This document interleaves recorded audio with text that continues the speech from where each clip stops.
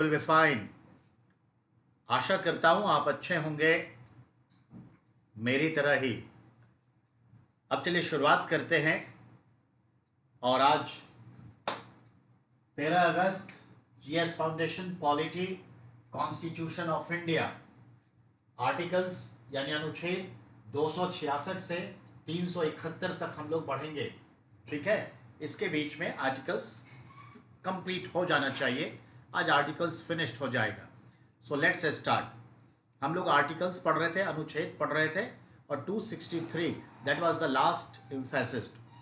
और अब 266 बीच का कोई इंपॉर्टेंस नहीं, 266 से ऑनवर्ड्स चलेंगे और 371 तक के आर्टिकल्स को देखेंगे जहां जो इंपॉर्टेंट है। ठीक है, let's start and listen carefully. Pattern आपको मालूम है आर्टिकल्स में क्या पैटर्न यूज करता है कंपटीशन में, ये ध्यान रखना है। 266 क्या कहता है ये ध्यान में रखना जरूरी है, और 265 क्या कहता है वो भी जानना जरूरी है। पहले 265 से ही आप लोगों की शुरुआत करें तो अच्छा है।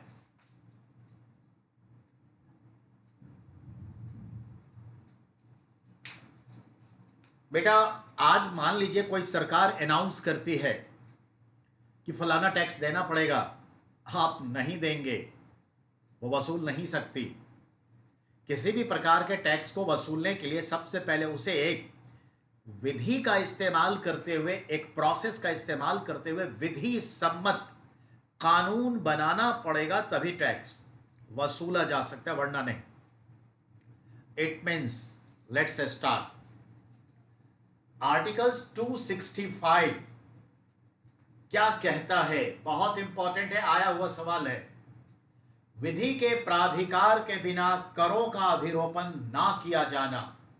Without the legal process cannot be imposed tax on anyone, any communities or citizens of the country or India। यानी किसी भी प्रकार का अगर आप टैक्स लगाते हैं जनता पर, आवाम पर, फैक्ट्री पर, किसी भी प्रकार डायरेक्ट इनडायरेक्ट किसी पर, तो आपको सबसे पहले लॉ बनाना पड़ेगा। उस लॉ में आपको सारा चीज मेंशन करना पड़ेगा। Then you have to be enforced. Just आपने कुछ कहा और वसूली हो गई, ऐसा नहीं होगा। ये चीजें विधि के प्राधिकार के बिना करों का अधिरोपण नहीं किया जा सकता। ठीक है ना, ये मतलब है। बाय लॉ, विदाउट मतलब ignoring the law, imposing of tax, it is prohibited। 266 Bharat और राज्यों की संचित निधियां और लोक लेखा। 266 क्या कहता है, the consolidated fund of central government and consolidated fund of all states government individually and about it's accounting. याद रखिएगा, कंसोलिडेटेड फंड को कहां रखा गया है, 266 में, स्टेट्स के भी और सेंट्रल के भी। बस इस कंसोलिडेटेड फंड को कौन डायरेक्ट और कौन इनडायरेक्ट कंट्रोल करता है, तो direct controlled by parliament and in state legislature, and indirectly controlled by through maintain the accountancy CAG, Comptroller and Auditor General। So CAG post and its function given in articles 148 to 151, but about consolidated fund it's given in 266। both are separate things। so 148, the post of CAG associated with 266, consolidated funds of states and central government। it is very important and time to time has been asked। next 275 कुछ राज्यों को संघ से अनुदान। some states has authority not but has maintaining to granting from center। कुछ राज्यों को भारत में संघ से अनुदान ग्रांट मिलता है। अनुदान कर्ज नहीं होता, ये लोन नहीं होता, ये उधार नहीं होता, लैंडिंग मनी नहीं होता, ये ग्रांट है, मैंने दिया आप खर्च कर लीजिए. No need to return, even no need to be return with interest. No, just I am granting you one-sided finance. That's called anudan. I would like to be say here, it is very important and always ask. Bharat के वर्तमान में 11 राज्यों को विशेष अनुदान प्राप्त करने के सूची में शामिल किया जा चुका है. भारत के वो 11 राज्य, the 11 states of India enlisted in granting a special grant list by central government. These states are, as I am chanting, you have to be seen out on map. Jammu Kashmir at present in two part and remain the union territory, but that was. So you can include it. Jammu Kashmir, Ladakh. अब ये गिनती एक बढ़ गई. Himachal Pradesh, just its neighbor. Uttarakhand, its neighbor. So there are 3 states was now considered 4. 3, Jammu Kashmir, Himachal Pradesh, Uttarakhand. If you consider after 5th August 2019, then you have to add it 1. That is Ladakh. Clear? Now in eastern side, as you know that Sikkim. So 3 plus 1, अभी आप लद्दाख जम्मू कश्मीर को 1 मान के चलिए, तो 3 plus 1 तो 4 हो गए. अब जो उसके पूरब में नॉर्थ ईस्ट में स्टेट्स है, known as 7 sister. You know 7 sister, 7 बहनों का राज. ये 7 सिस्टर किस लिए कहलाते हैं? चूंकि असम ओरिजिनल मूल state, mother state Assam, that is the Assam states, now separated Arunachal, Nagaland, Manipur, Mizoram, Tripura, Meghalaya, and it's Assam. So there are 7, 6 aside from Assam, and already Assam. So 7, all 7 is called 7 sisters. Mother of all 6 sisters is Assam. So 7 बहनों का राज में 7 state आ गया. सिक्किम 8 आ गया, उत्तराखंड 9, हिमाचल 10 और जम्मू कश्मीर 11. इस 11 राज्यों को क्या मिला स्टेटस? स्पेशल राज्य का दर्जा देते हुए स्पेशल ग्रांट दी जाती है. आर्टिकल्स 275. आपने देखा ये 7 सिस्टर सब क्या है? माउंटेनरी सेक्शन, सभी पहाड़ी राज्य हैं और ये सभी के सभी बॉर्डर से लगते हैं. असम भी लगता है बांग्लादेश से और भूटान से, और बाकी अरुणाचल, नागालैंड, मणिपुर, मेघालय, त्रिपुरा, सिक्किम सब बॉर्डर पे. All 3, Himachal, Uttarakhand and Jammu Kashmir also border states and mountainous. These all 11 are hilly area, border area. There is no such way to balance their own economy. Never, not possible. वहाँ फैक्ट्री लगना मुश्किल है, बिजली पानी जाना बड़ा मुश्किल है, थोड़ा पिछड़े हैं, बैकवर्ड हैं, because of resources not available. But वो अपने प्रशासन के खर्चे नहीं निकाल सकते. जो स्टेट का रूल होता है, रेगुलेशन, प्रशासन, एडमिनिस्ट्रेशन, वो भी नहीं निकलेगा. In that respect central government given, और उसके पीछे reason not only the for the maintaining of administrative cost.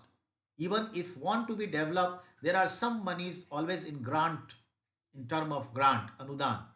Apart from this, we have to be understand all these are small estates and laying on the border.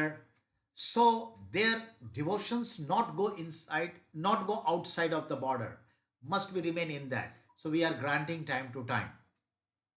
And there are more issues. तो 11 राज्य है. अब लद्दाख जम्मू कश्मीर बढ़ जाने से +12, तो आप कह सकते हैं 10 स्टेट और 2 यूटी मिलते हैं. अब समझ में आ गया बात. Articles 275. Next article 280. We know 280 is very important. क्या? Finance commission, the provision of Central Finance Commission under Articles 280. What's this article saying? Just listen carefully. Articles 280 क्या कहता है? गौर से सुनिएगा जो संविधान में लिखा है।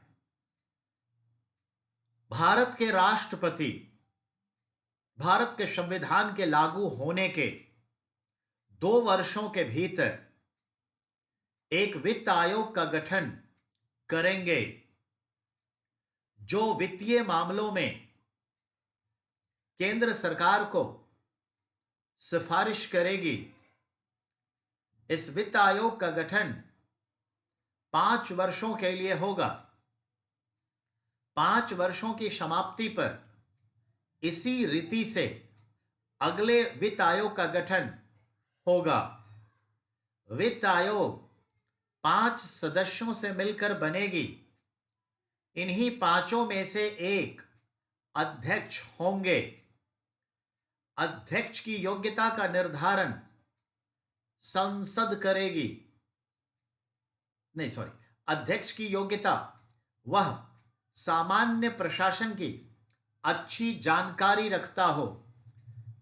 अध्यक्ष सामान्य प्रशासन की अच्छी जानकारी रखता हो तथा अन्य सदस्यों की योग्यता का निर्धारण संसद समय समय पर करेगी। आयोग का काल 5 वर्ष का और सदस्यों का कार्यकाल भी 5 वर्ष का होगा।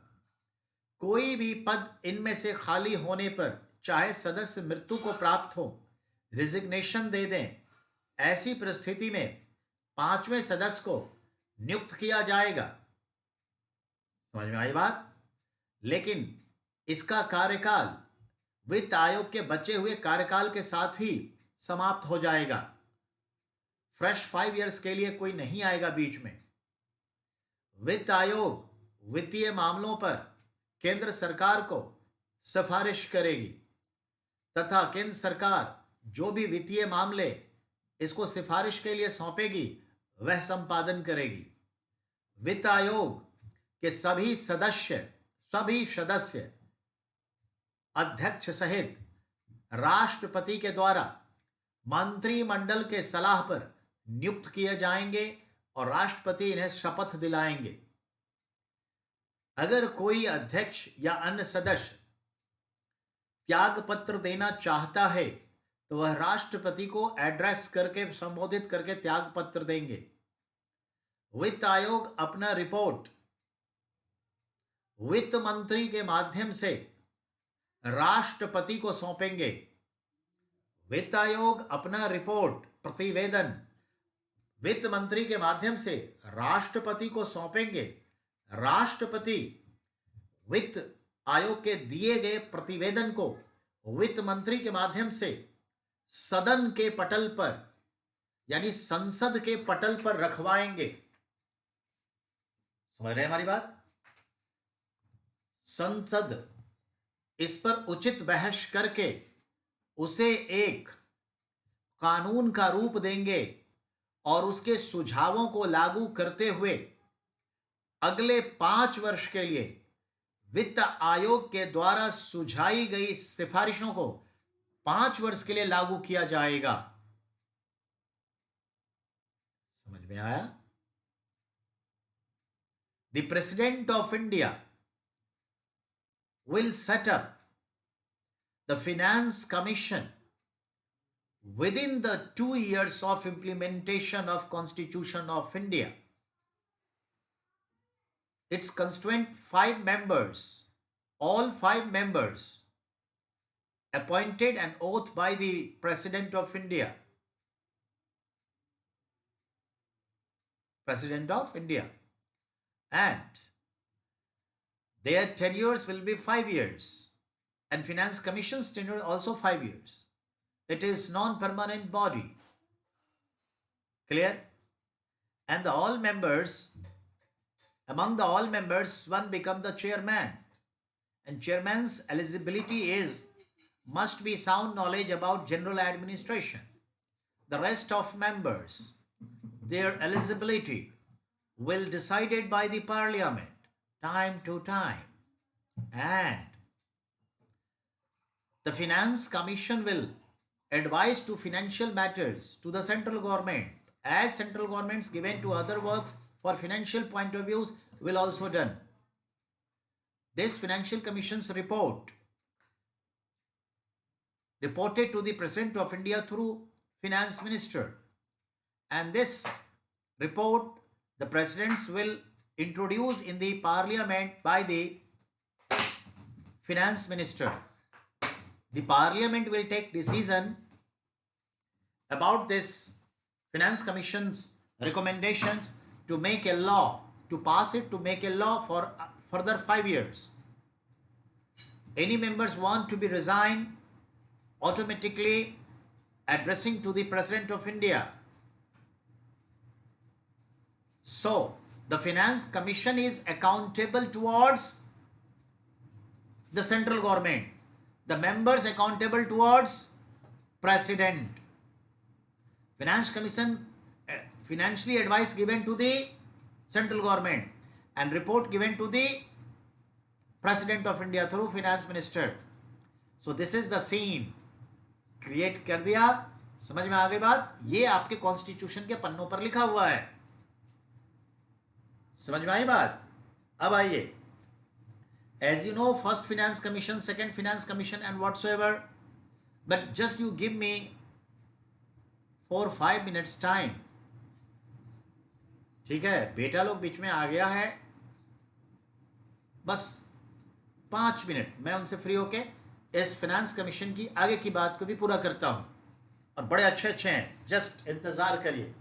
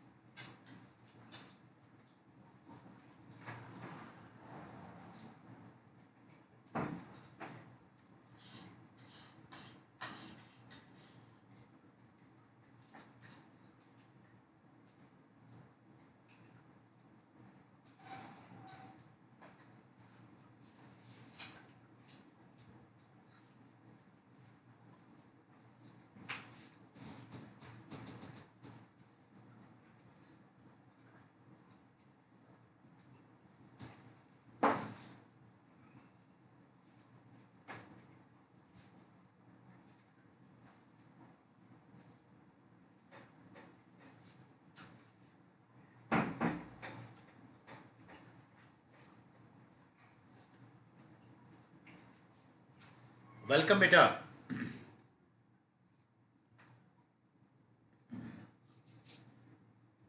मैं बेटा बात कर रहा था 280 finance commission.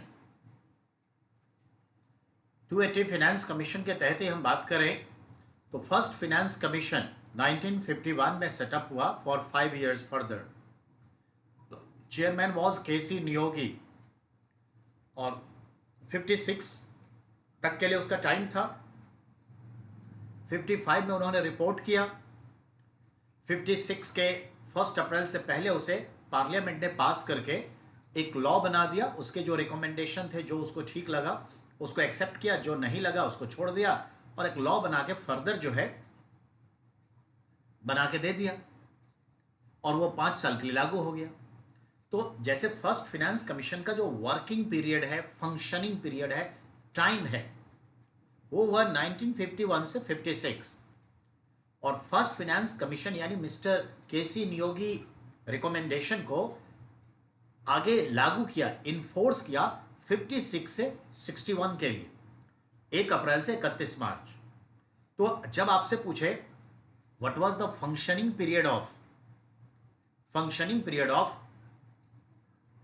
First finance commission 1951 to 56, what was the first finance commission's implementation period 1956 से 1961, ये होगा जब पहला वित्त आयोग की सिफारिशें लागू है 56 से 61 के लिए। उस 56 से 61 के बीच में second finance commission has been set up. वो अपना फंक्शन कर रही है, रिपोर्ट तैयार कर रही है। जब उसको लागू करेंगे तो तब तक फर्स्ट खत्म हो जाएगा। तो 1961 से 1966 के लिए फिर सेकेंड फाइनेंस कमीशन का रिपोर्ट लागू हो जाएगा और थर्ड की सेटिंग हो जाएगी, सेटअप, ये सिस्टम चलेगा। वन थिंग मोर, अब सवाल है फाइनेंशियल एडवाइस देता है, क्या देता है? तो रिमेंबर, फाइनेंशियल एडवाइस का मतलब है those taxes are central governments and sharing with, yani that amounts, collecting amount, sharing with states, how much shares of states could be, that recommended by from state sides finance commission to the central government. Whatever feel the worthy by the parliament will allot it. Example, as you know that number of taxes of central government, example like service tax. Service tax किसका है? Central government का है, central government लगाती है। पर जो amount collect होता है उसका एक पर्टिकुलर परसेंटेज वो कलेक्टिवली स्टेट्स को देते हैं डेवलपमेंट के लिए। पर ऐसे नहीं बांट के दे देते हैं, थ्रू बजट में अलॉट किया जाएगा, ये स्टेट को इतना, इस स्टेट को इतना, इस स्टेट को इतना दिया जाता है। सपोज करिए 100 रुपीज आया, तो सपोज करिए 100 रुपीज आया तो 42 रुपीज स्टेट को दिया कलेक्टिवली। अब ये 42 रुपीज कैसे गया? सपोज महाराष्ट्र का डेवलपमेंट अच्छा है तो उसको थोड़ा कम दिया, बिहार का डेवलपमेंट थोड़ा पुअर है कंडीशन, पॉपुलेशन भी ज्यादा है, तो उसका एडमिनिस्ट्रेटिव कॉस्ट क्या है, पॉपुलेशन क्या है, डेवलपमेंट का लेवल क्या है, क्या उसकी नीड है, उसके अकॉर्डिंग तो वो 42 रुपया हर स्टेट को बराबर मिलेगा नहीं।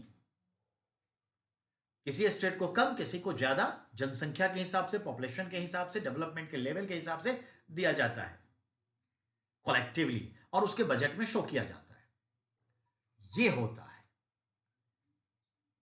तो ऐसा कोई संघीय कर जिसकी राशि राज्यों के बीच शेयरिंग की जाती है, केंद्र और राज्यों के बीच, राज्यों का क्या शेयर हो, कितना प्रतिशत हो, इस बात की सिफारिश वित्त आयोग करता है, जिसे संसद अनुचित कानून बना करके अगले 5 साल के लिए लागू कर देता है। समझ में आई बात? यही है। इसके अलावा वो और भी चीजों पर ध्यान देता है कि केंद्र सरकार कहां तक अपने बजट घाटे को रखे, जीडीपी के कितने प्रतिशत तक घाटा होना चाहिए, उससे ज्यादा नहीं, कितने प्रतिशत जीडीपी के, कितने प्रतिशत के बराबर फॉरेन डेप्ट लिया जा सकता है, ये सब बात कर रहा है। तो जो भारत का जीडीपी है उसके 73% तक आप फॉरेन डेब्ट ले सकते हैं, उसके आगे नहीं। यही कहता है कि आपको जो है 3.5% से ज्यादा जो है राजकोषीय घाटा, फिजिकल डेफिसिट नहीं रखना है अपनी अपनी सरकार, केंद्र को भी और राज्यों को भी।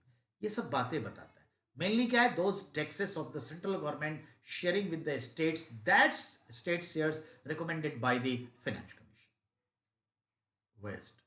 ठीक है, अब ध्यान दीजिए। तो ऐसे ही पहला बना जिसके चेयरमैन थे केसी नियोगी 51 से 56, ये याद रखिएगा। ऐसे ही दूसरा, तीसरा, चौथा, 10वां बना 10th 5 साल के लिए केसी पंत, कृष्ण चंद्र पंत अब चेयरमैन थे। तो आपसे हमेशा ये पूछता है first finance commission who was chairman, there were remain 4 options like KC Neogy, KC Pant and so है, और भी कोई हो तो पंत नियोगी, यही फर्क है। केसी केसी दोनों जगह है, तो फुल फॉर्म तो पूरा देता नहीं है, केसी नियोगी, केसी पंत, तो केसी नियोगी पे याद रखना। चल, 11वां जो हुआ एमएम खुसरो थे चेयरमैन, 12वां जो हुआ सी रंगराजन थे, 13वां जो हुआ विजय केलकर थे, 14वां जो था वाईवी रेड्डी थे, और 15वां जो है एएन सिंह है। 15वां एएन सिंह है। समझ में आई बात? ये मतलब है। तो ध्यान देंगे, हमें पहला याद रखना है, 10वां याद रखना है क्योंकि सिमिलैरिटीज ऑफ नेम। 11वां एमएम खुसरो आपको नहीं, बैंक पीओ को याद रखना है। 12वां सी रंगराजन आपको अब नहीं याद रखना है। 13वां विजय केलकर नहीं याद रखना चाहिए। 14वां वाईवी रेड्डी याद रखिए। 15वां एएन सिंह है, वो याद रखिए, वो प्रेजेंट है और अभी वाईवी रेड्डी की सिफारिश लागू है। अब एएन सिंह की सिफारिश जो है आपका 21 से लागू हो गया है, 1 अप्रैल 2020 से, अप्रैल से। उससे पहले केलकर की सिफारिश थी, सॉरी वाईवी रेड्डी की सिफारिश थी। तो ये याद रखना आपको जरूरी है। हाँ, जब थोड़ा एग्जाम टफ है तो 4 सीरियल नंबर दे देगा, 11, 12, 13, 14, 15 जो भी है 4, और 4 का नाम दे देगा, मैच करिए, वहां काम आएगा। फाइनेंस आयोग हो गया। ठीक है, चलिए आगे बात करते हैं। अब 280 पे तो पहुंच गए, लेकिन जो एक लेटेस्ट हुआ है 279A, ये क्या है? जीएसटी। एक पार्ट 12, आप भी जानते हैं जो फाइनेंस कमीशन है 280, ये सब पार्ट 12 में आता है, भाग 12 में 280 वाला आता है। और भाग 12 की जगह एक और पार्ट क्रिएट किया गया, पार्ट 12A या 1, रोमन 1, 12A या 1। और उस पार्ट में एक आर्टिकल्स अटैच किया गया, clauses, that's called 279A, that is concern to goods and service taxes. GST यही है, ये आजकल सबसे ज्यादा पूछ रहा है। 280 और 279A both are important. 280 for finance commission part 12 and part 12(1) 279A GST, goods and service tax, ये याद रखना है। अब आइए बेटा, 281 क्या कहता है? तो 281 कहता है फाइनेंस कमीशंस रिकमेंडेशंस, यानी फाइनेंस कमीशन किसको रिकमेंड करेगा? तो state shares in central tax recommended by finance commission. तो वित्त आयोग की सिफारिश क्या क्या सिफारिश करेगा उसके बारे में 281 है। 285, संघ की संपत्ति को राज्य के करों से छूट। बात हमारी समझिए। 285 285 कहता है tax wealth states has been get free from exempted all taxes of the state's government. What you mean? तो what it mean में देखें तो क्या मतलब निकला, जरा गौर से समझिएगा। ये जो एयरपोर्ट या एविएशन इंडस्ट्री है वो तो सेंट्रल गवर्नमेंट का है, स्टेट में कभी सुना? विमानन मंत्रालय नहीं सुनेंगे। ये जो पोस्टल सर्विस है, टेलीफोन सर्विस है, दूर संचार है, कभी सुना किसी स्टेट का? नहीं सुना होगा, कभी नहीं सुना होगा। संचार केंद्र का विषय है तो telephone, telephone exchange, post office वगैरह ये सब आप देखते हुए, टेलीग्राम वगैरह अब तो नहीं रहा, ये कहाँ सुना कभी? सेंट्रल का डायरेक्ट। पर हर स्टेट में, हर डिस्ट्रिक्ट में होता है ना, इसके बिल्डिंग्स, ऑफिस, कार्यालय, ये सब होते हैं, उसकी प्रॉपर्टी, उसकी जमीन, उसका मकान होता है। इंडियन रेलवे भारत सरकार का है ना, किसी राज्य का तो रेलवे नहीं है, ये सब्जेक्ट ही नहीं है स्टेट का। तो रेलवे का कितना ट्रैक बिछा हुआ है, कितने जगह रेलवे स्टेशन है, कितने जगह रेलवे के गोडाउन है, चेंबर्स हैं, बहुत सारी चीजें है ना। एक एग्जाम्पल लिया है। तो वो जो प्लॉट है, तो हो सकता है कहीं पर टैक्स हो जमीन का, कहीं पर बिल्डिंग का, कहीं हाउस टैक्स हो, कमर्शियल टैक्स हो, बिजनेस टैक्स हो। तो सेंट्रल गवर्नमेंट का किसी भी स्टेट में कहीं भी कोई भी संपत्ति है, बिजनेस है, जो सेंट्रल के टैक्स के दायरे में आता होगा, पर टैक्स लिया नहीं जाएगा। The all states tax exempted of central assets what ever in any states. तो केंद्र सरकार की तमाम संपत्तियां राज्यों के करों से छूट मिलती है। यह है आपका। अब आइए आर्टिकल्स 289, अभी तो देखा 285, अब हम बात कर रहे हैं 289। अब आर्टिकल्स 289 क्या कहता है? राज्यों की संपत्ति का, यानी राज्यों की संपत्ति को केंद्र सरकार के तमाम करों से छूट। तो राज्यों की संपत्ति को केंद्र सरकार से छूट, अर्थात एज यू नो दैट बहुत सारे स्टेट्स हैं भारत में, यूनियन टेरिटरी भी है और स्टेट्स भी है फुल फ्लेजेस। उनकी संपत्ति केंद्र के अधीन है बहुत जगह। अब जैसे एनसीटी दिल्ली है जो कैपिटल है इंडिया की, अब यहां पर हर स्टेट का, इवन यूनियन टेरिटरी का अपना एक भवन है। मेघालय भवन, अरुणाचल भवन, मणिपुर भवन, बिहार भवन, यूपी भवन, ये सदन वो सदन है ना।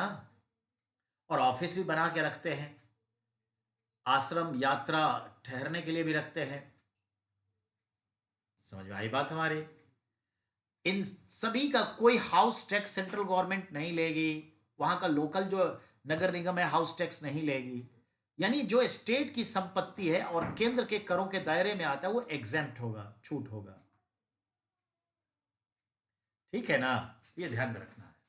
अब आइए 292, भारत सरकार द्वारा उधार लेना, इस पे बात करते हैं।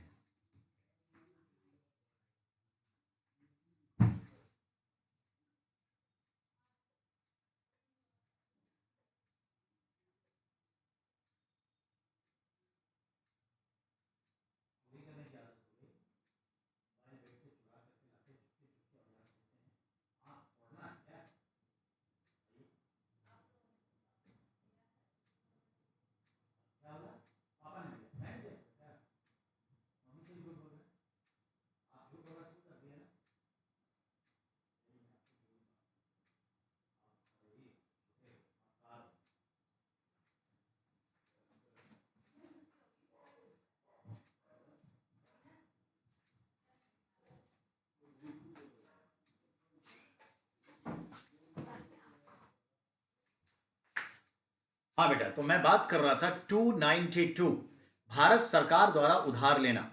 बहुत अच्छा है। 292, देखिए 292 क्या है? ये एक आर्टिकल है जिसमें केंद्र सरकार और मात्र केंद्र सरकार को विदेशों से, विदेशों के किसी देश से, किसी सरकार से, किसी स्थानीय निकाय से या फिर विदेशी बैंकों से कर्ज लेने का एकमात्र अधिकार केंद्र सरकार को है।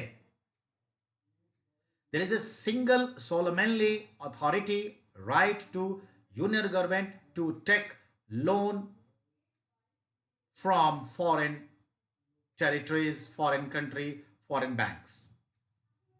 Clear? बट 1991 में जब हम 1 जुलाई को एलपीजी पॉलिसी लेकर आए, न्यू इकोनॉमिक पॉलिसी लेकर आए, लिबरलाइजेशन लेकर आए, और भारत में हमने कहा कि काफी कुछ आगे बढ़ेंगे, ऑब्वियसली हमें कुछ सोचना था कि फॉरेन से जो इन्वेस्टमेंट आएगा और फॉरेन से जो हम कुछ लोन लेके अपने देश में इन्वेस्टमेंट करें, तो फॉरेन से डेप्ट लेने के लिए हमने एक छूट दे दी कि state government can also take loan from abroad. विदेशों से, किसी सरकार से, किसी बैंक से राज्य सरकारें भी ऋण, लोन ले सकती है, शर्त केंद्र सरकार गारंटर होगा। Without guarantee of central government, no any state government can take loan from abroad, चाहे वर्ल्ड बैंक हो, आईएमएफ हो, या फिर एशियन डेवलपमेंट बैंक हो, एशियाई विकास बैंक या अदर एनी वन हो, या किसी कंट्री से हो, जापान हो, सिंगापुर हो, अमेरिका हो, यूरोप हो, नहीं ले सकते। पर अब क्या है, गारंटी दे देती है सेंट्रल गवर्नमेंट, तो अगर ये लोन डूब भी जाता है तो सेंट्रल गवर्नमेंट को देना पड़ेगा। ये है अब। लेकिन 292 का मतलब यही है, वो तो स्पेशल कंडीशन है जिसको तोड़ा जा सकता है। समझ में आया? 292 का मतलब ये चीज है। ओके, अब आइए अगला जो आता है आपका 293, राज्यों द्वारा उधार लेना। बताया था ना, राज्य जो उधार लेंगे तो विद इन द कंट्री ले सकते हैं, किसी भी इंस्टीट्यूशन से, बैंक से, सेंट्रल गवर्नमेंट से, आरबीआई से उधार ले सकते हैं। याद रखिएगा, तो राज्यों के द्वारा उधार लेना ये है with in the country, but now it is after 1991 it could be from the abroad, but guarantor must be central government. Next है हमारा 300A, 300A। ए नहीं होगा तो हिंदी का क ख ग क होगा। कभी आपने प्रोनाउंस किया है ये जो का खा गा घा पा फा बा भा ता था दा धा चा छा जा झा है, ऐसा ही क्यों है? नहीं ना? चलिए, पा फा या टा ठा या चा छा कोई भी ले लीजिए, का खा ही ले लीजिए। देखिए ये टंग है हमारा, ठीक है ना, ये टंग है। और जब आप क बोलते हैं क ख ग घ, तो टंग जो है ऊपर की ओर ऐसे मुड़ता है, और ऊपर जो मुर्दा है ना, upper surface of mouth cavity, upper surface, उसमें जीभ लगता है, और जीभ क ख ग घ र ऐसे मुड़ेगा। च छ ज झ न कंठ तक चला जाएगा, ट्विस्ट कर जाएगा। पा फा बा भा मा, देखा कभी? तो कुछ ऐसे जो होंठ से होते हैं, कुछ ऐसे होते हैं जीभ से होते हैं, कुछ होते हैं कंठ से होते हैं। जैसे कंठ देखिए, कंठाश्वर, जो कंठ से स्वर निकले, कंठास्वर, टा ठा डा ढा ड। जो तालु से, जीभ से निकले, च छ ज झ न, ता था दा धा न। जो होंठ से निकले, लिप से, पा फा बा भा मा, इसमें होंठ सटेगा, होंठ अलग, का खा गा घा बिना होंठ की मदद से बोल सकते हैं। पाफा बाबा में होंठ सटेगा, पा फा बा भा मा। देखा आपने, बड़ी ही वैज्ञानिक तरीकों से। ABCDEFGH में कोई वैज्ञानिकता नहीं है, जो वैज्ञानिकता संस्कृत और हिंदी में है, ये पूरी दुनिया की किसी भी भाषा में इतनी वैज्ञानिकता तथ्य है ही नहीं। बहुत मायने रखता है। चलिए, कम टू दी बैक हो जाए। तो 300A यानी क, विधि के प्राधिकार के बिना व्यक्तियों को उसकी संपत्ति से वंचित नहीं किया जा सकता है, उन संपत्ति का अधिकार इसी को कहते हैं। मैंने क्या कहा? विधि के प्राधिकार के बिना किसी भी भारतीय नागरिक को उसके संपत्ति से उसे वंचित नहीं किया जा सकता। Nobody Indian citizens can be separated from his wealth without legal way, legal process। यानी अगर हमें मेट्रो बनाना है, फैक्ट्री चलानी है, कोई फार्म हाउस खोलना है, कोई एयरपोर्ट डेवलप करना है, तो हमारी आपकी संपत्ति सरकार ले सकती है, मुआवजा हमें देगी, पर उसके लिए उसे एक लॉ बनाना पड़ेगा, और लेजिस्लेचर से उसे पास करना पड़ेगा, पार्लियामेंट से पास करना पड़ेगा। Without making full fledged law, the any central और state government can not be captured my property, impossible. First make the law, then can you capture, ये चीज है। अब आइए 301, अच्छा उसी को कहते हैं संपत्ति का अधिकार। दो राइट ऑफ प्रॉपर्टी जो था, वही चीजें ये है 300A, जो 31 आर्टिकल्स फंडामेंटल सेक्शन में था, 44 अमेंडमेंट 1977 में, अब ये यहां आ गया। अगले पॉइंट पर आइए बेटा, अगला पॉइंट क्या करता है?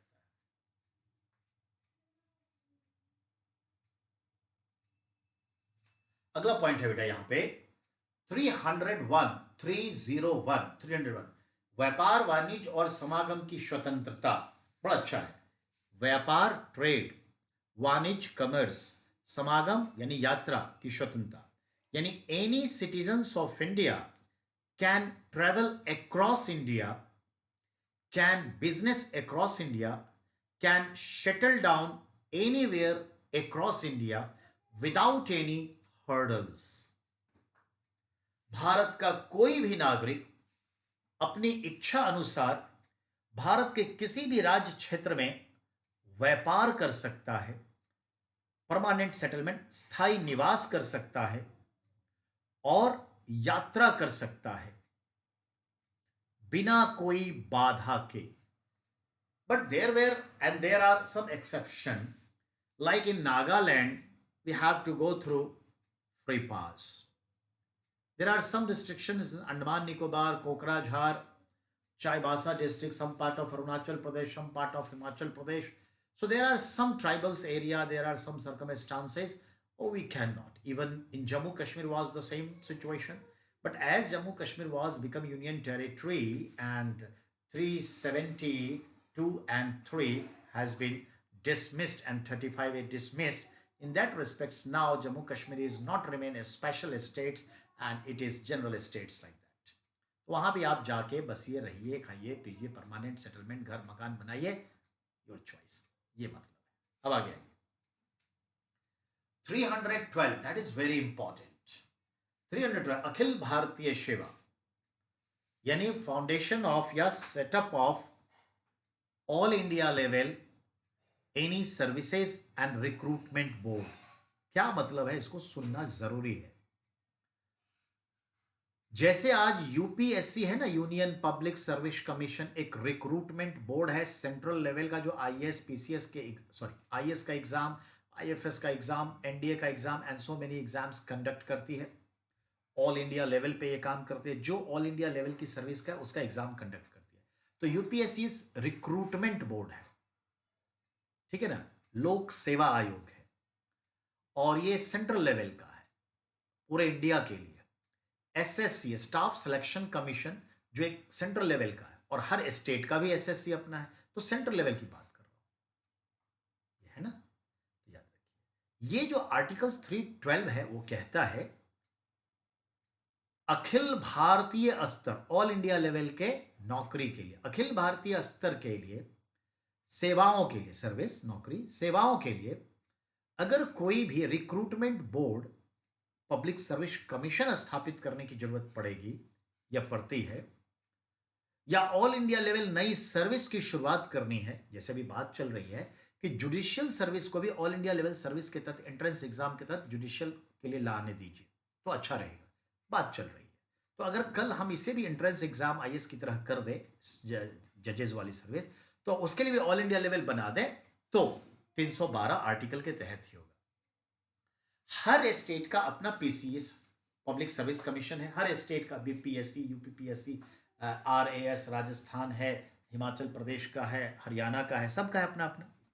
पर अगर कोई दो स्टेट मिल करके अपना कोई पब्लिक सर्विस कमीशन फाउंड करना चाहे या दो से ज्यादा स्टेट मिल करके फाउंड करना चाहे, यानी मिनिमम 2 स्टेट और more than state if want to be foundation of the combined public service commission, more than 2 or more states, in that respect it must be under 312 articles, 312 articles. अब देखिए क्या कहता है 312 अनुच्छेद के तहत राज्यसभा को यह विशेष शक्ति प्राप्त है जिसमें लोकसभा का कोई भी सरोकार नहीं है।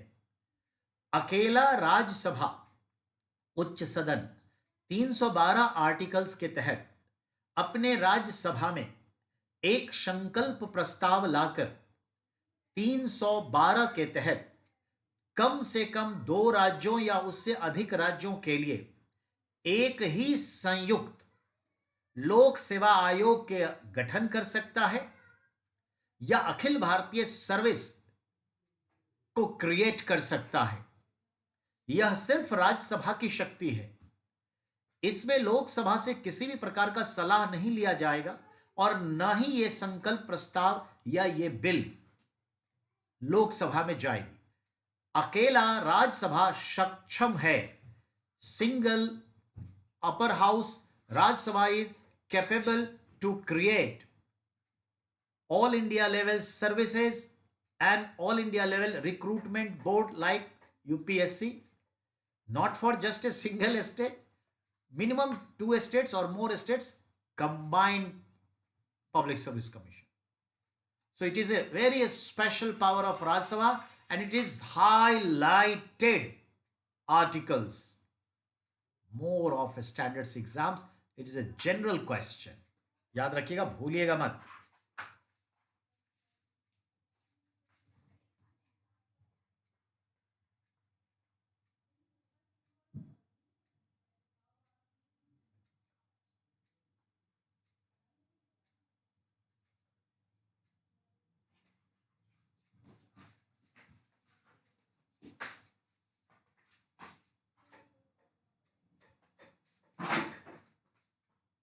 तो फिर आप मोबाइल उसको दे दें।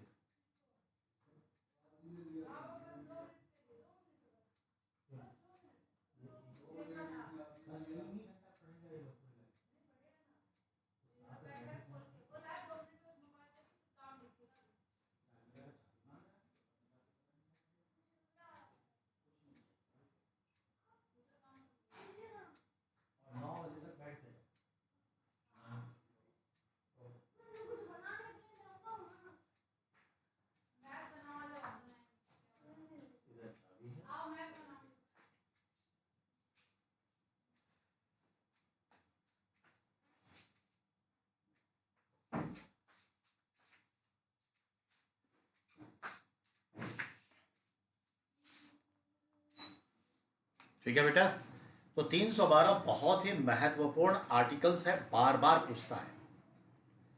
315 संघ और राज्यों के लिए लोक सेवा आयोग, समझ में आई बात?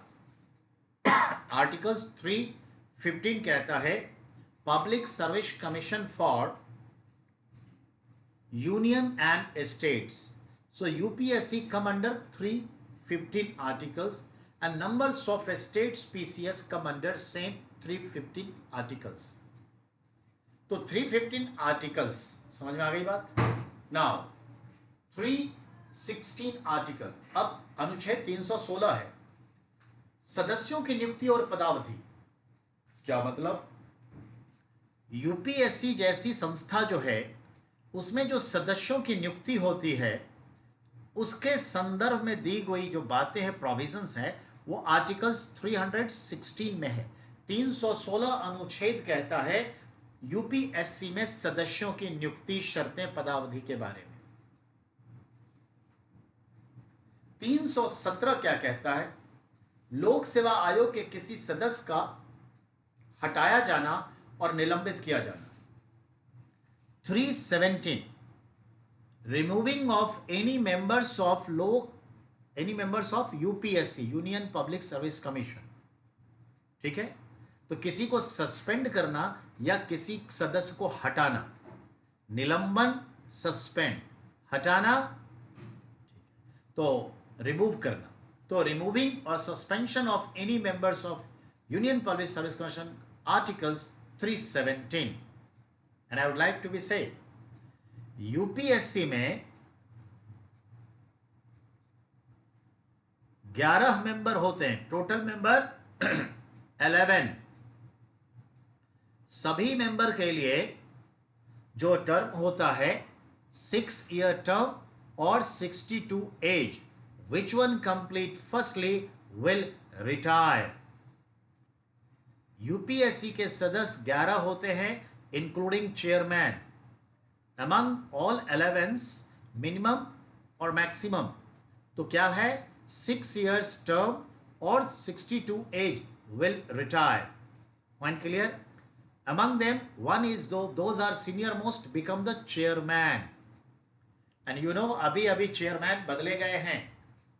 तो अरविंद कुमार जो थे वो रिटायर्ड हुए हैं और उसकी जगह पे आई थिंक एक एजुकेशनिस्ट, जोशी ऐसे कुछ नाम है, एजुकेशनिस्ट आए हैं। मोस्ट ऑफ टाइम यूपीएससी के चेयरमैन आईएएस ऑफिसर ही रहे हैं, पर पहली बार एक प्रोफेसर साहब आए हैं जो 23 वर्ष तक पोस्ट ग्रेजुएशन की क्लासेस यूनिवर्सिटी में लिए हैं।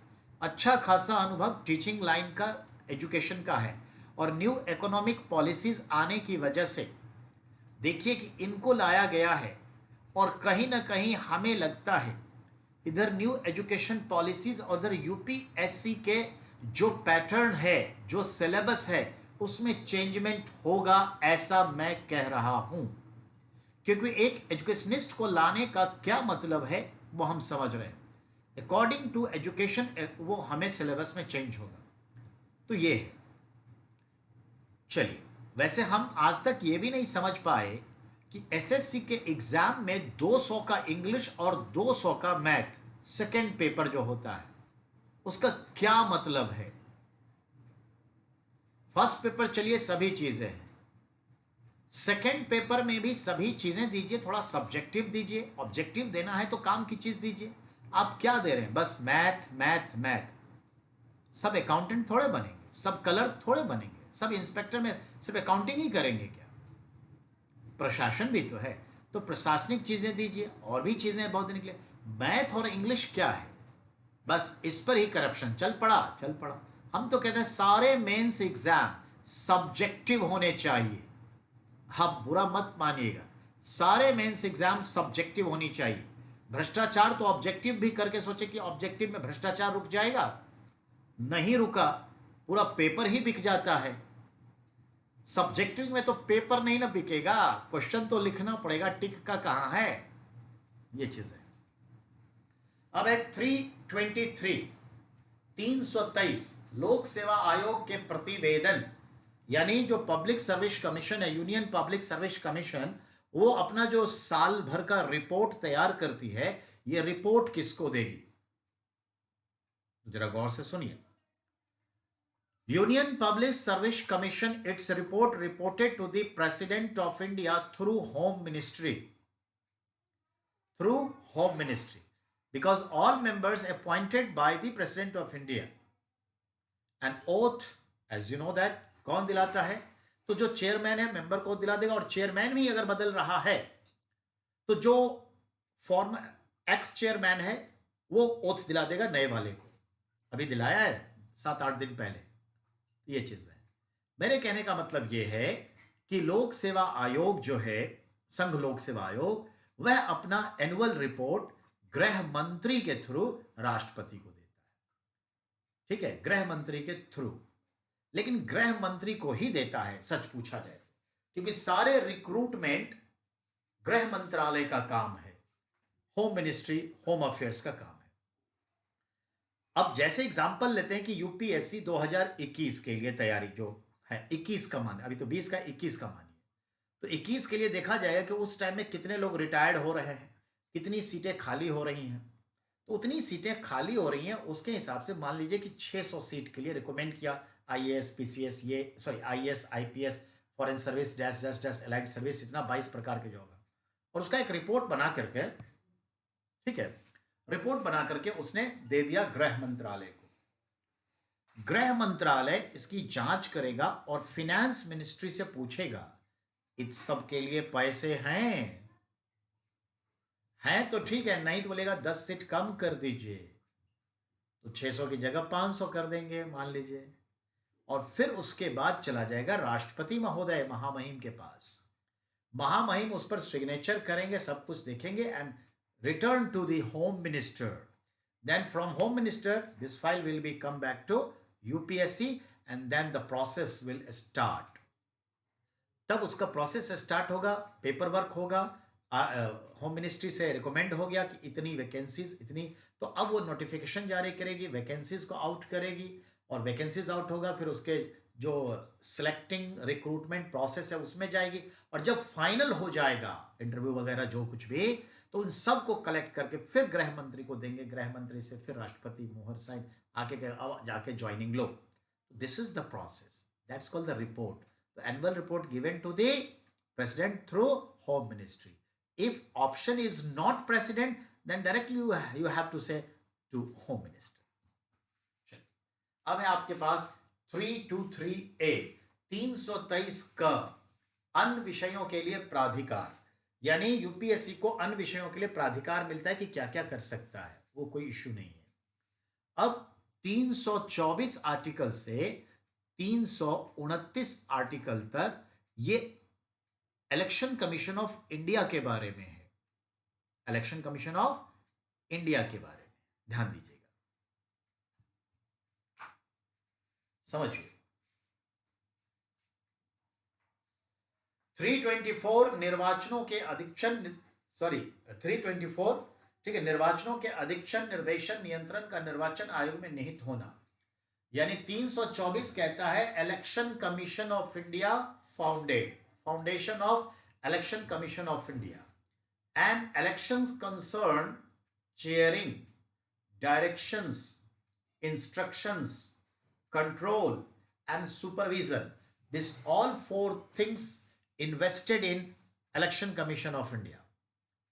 यानी भारत का एक निर्वाचन आयोग होगा, 324 आर्टिकल कहता है।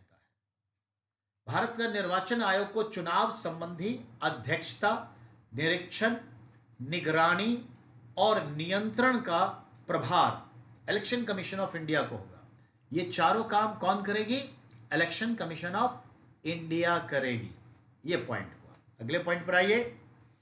326 लोकसभा और राज्यों की विधानसभाओं के लिए निर्वाचन का वयस्क मताधिकार के आधार पर होना।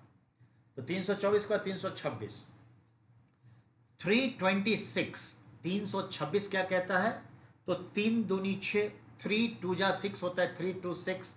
तो 326 कहता है लोकसभा और राज्यों की विधानसभाओं के लिए जो मतदान होना है उसके बारे में बात करता है कि इस आधार पर वोटिंग राइट।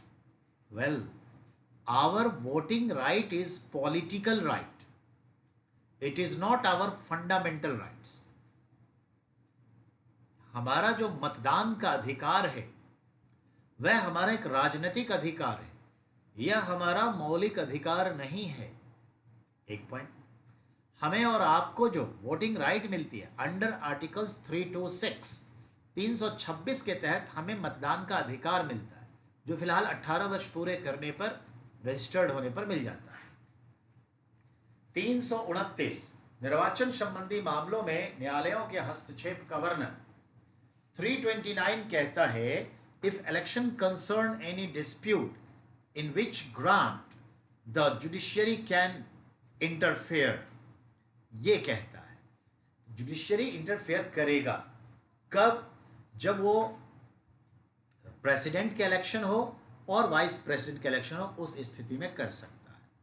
अब कुल मिलाकर के समझिए, election commission of India is very different from the all states election commission.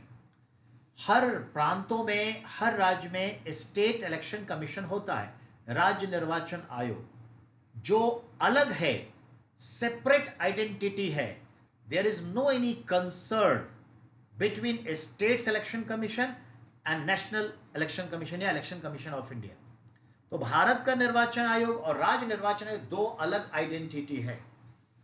Bharat के निर्वाचन आयोग का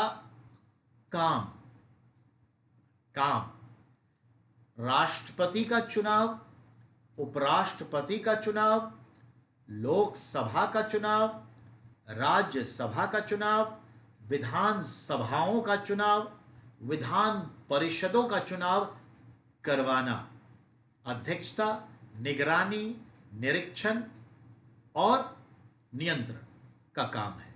तो इलेक्शन कमीशन ऑफ इंडिया को 6 चुनाव करवाने का ऑलरेडी संविधान में जिक्र है।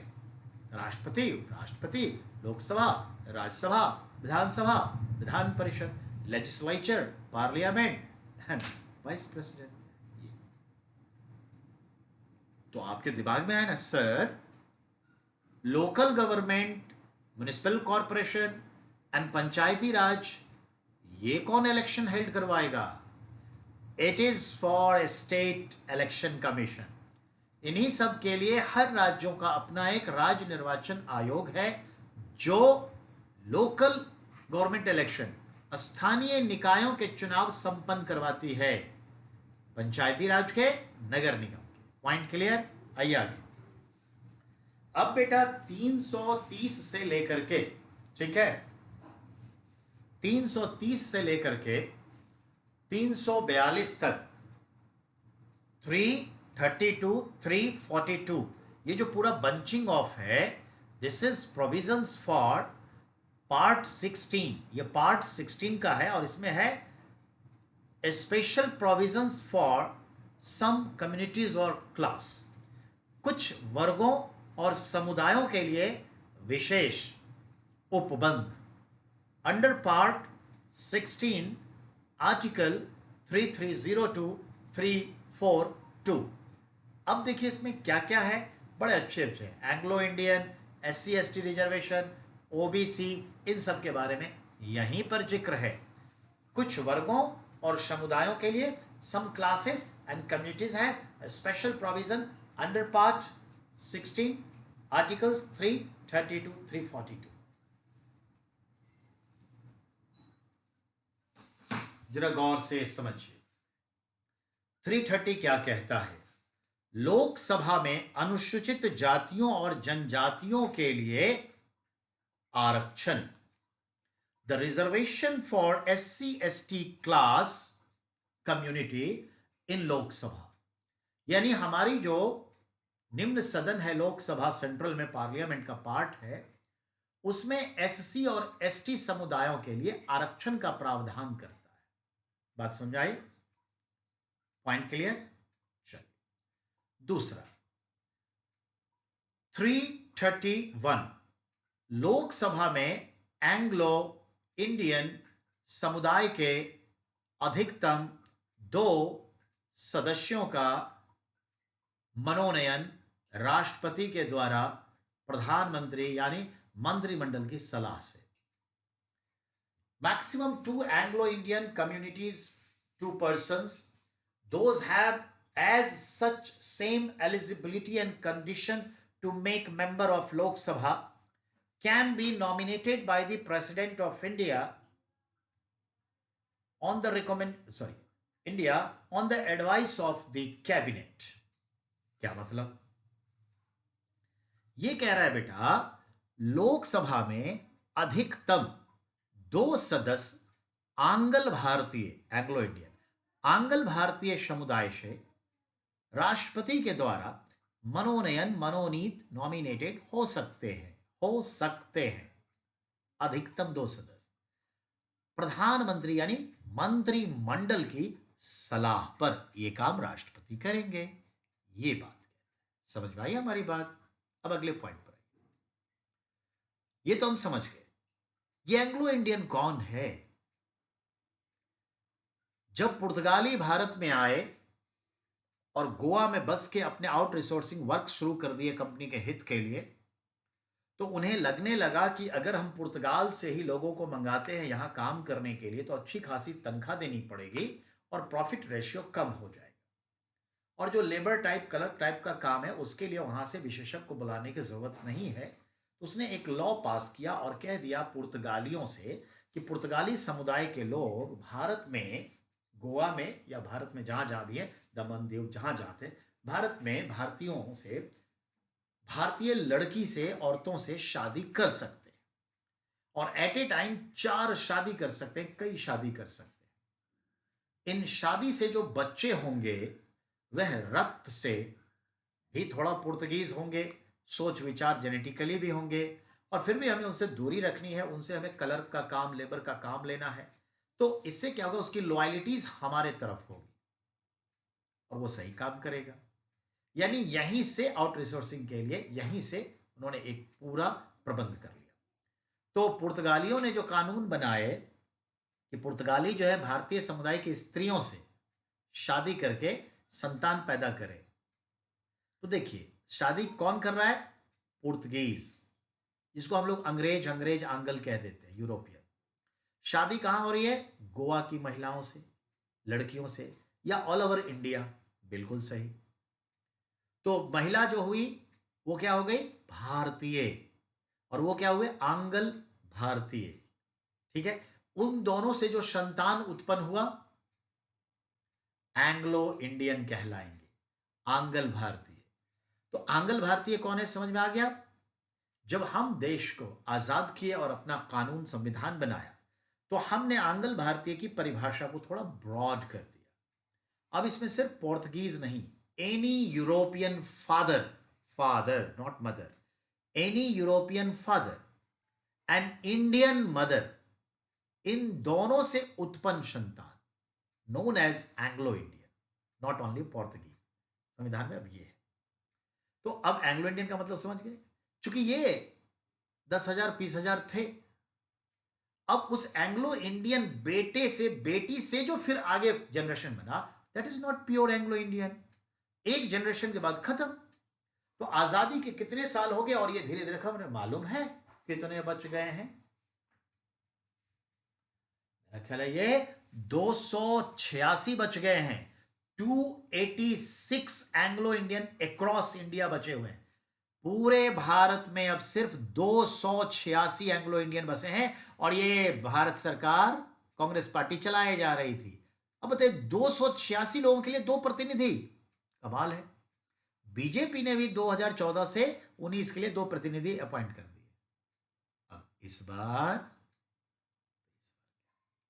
तो पहले समझ लीजिए, ये जो है प्रावधान एंग्लो इंडियन का और SC ST का, ठीक है। अभी 2 और आर्टिकल्स पढ़िए, 2 आर्टिकल्स और, लेकिन उससे पहले जरा टाइम हम समझ लें। मेरे ख्याल से टाइम कितने बजे का है, जरा मैं पता कर दे कितने बजे का टाइम है।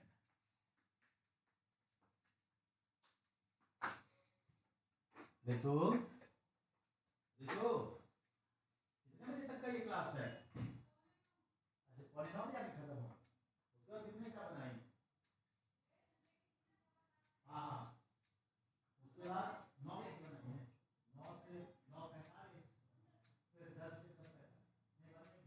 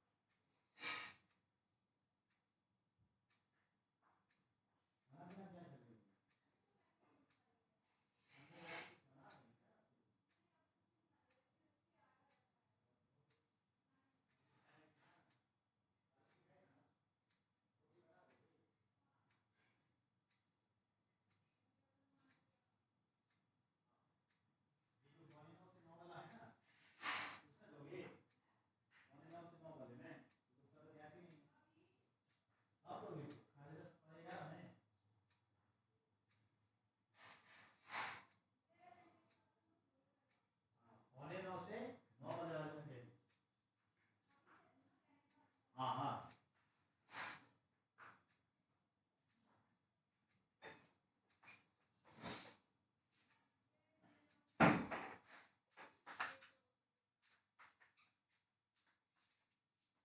वेल बेटा, आ जाइए वापस। अब आगे बढ़िए। तो 330 में SC ST रिजर्वेशन इन लोकसभा, 331 में maximum 2 Anglo Indian nominated in Lok Sabha, ठीक है।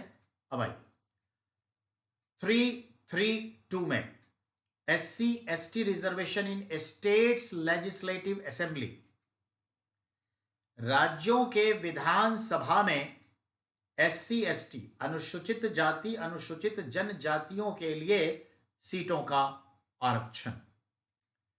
303 यानी 333, 333 3 नॉट, अगर कोई भी अंक ट्रिपल आ जाता है एक साथ तो बीच वालों के लिए नॉट यूज किया जाता है। 3 नॉट, नॉट मतलब 0, ये चीज है। तो 333 333 में क्या है? Maximum 1 Anglo Indian nominated by the governor of the particular state, यानी some of states, on the advice of the states chief minister, so called cabinet of the state. कुछ राज्यों में एंग्लो इंडियन के लिए 1 सीट का maximum provisions.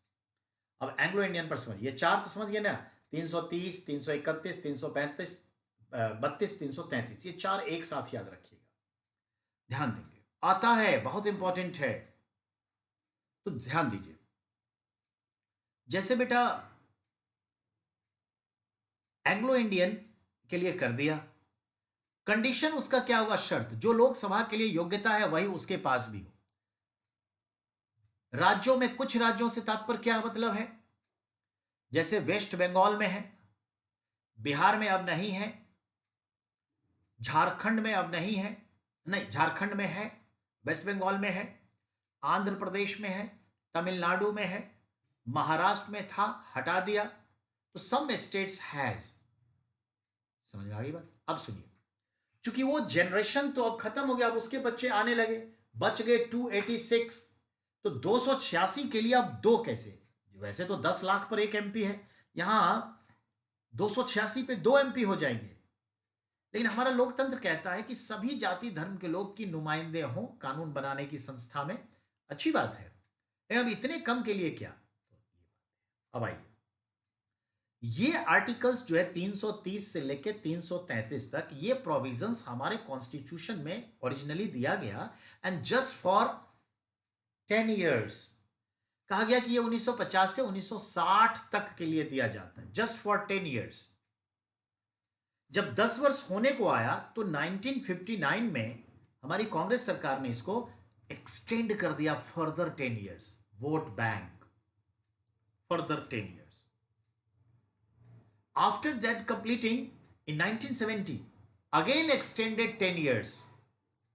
Parliament में कानून लाके अमेंडमेंट, इसके लिए अमेंडमेंट यूज होगा, संविधान में संशोधन करके फिर 10 साल के लिए, और 10 10 10 10 करते हुए 2009 में 109वां संविधान संशोधन से फिर 10 साल के लिए कर दिया, 2010 से 2020 के।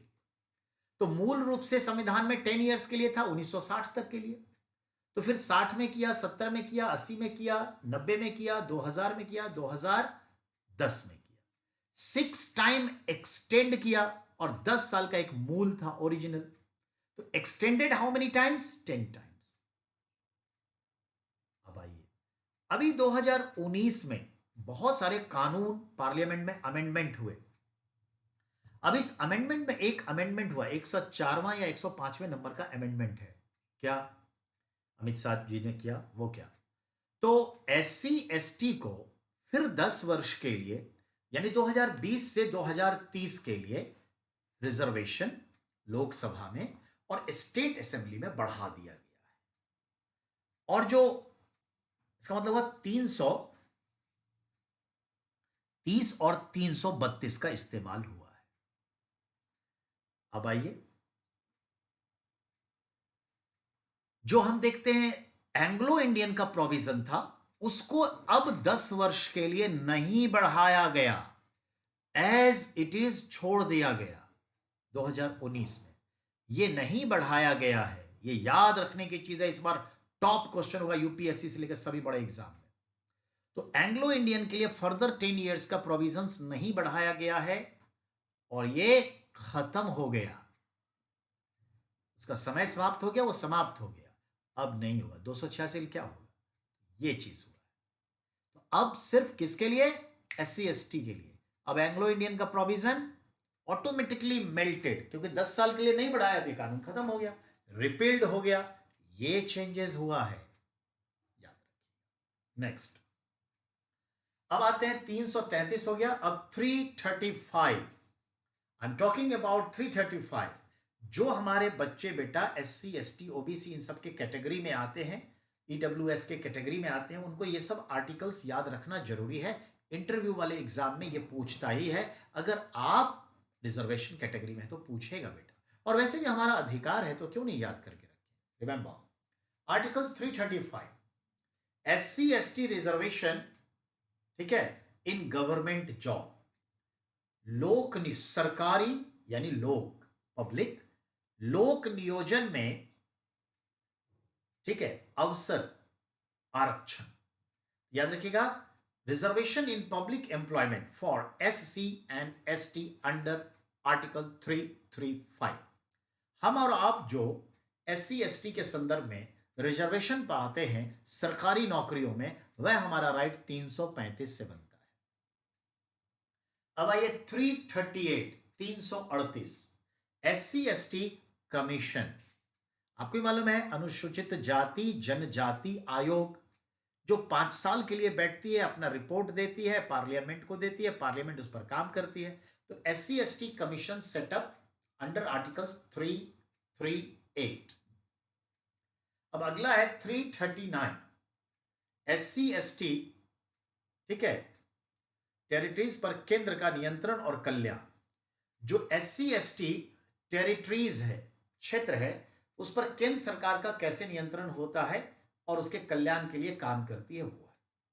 अब है 340 पिछड़े वर्गों की दशाओं के अन्वेषण के लिए आयोग की नियुक्ति।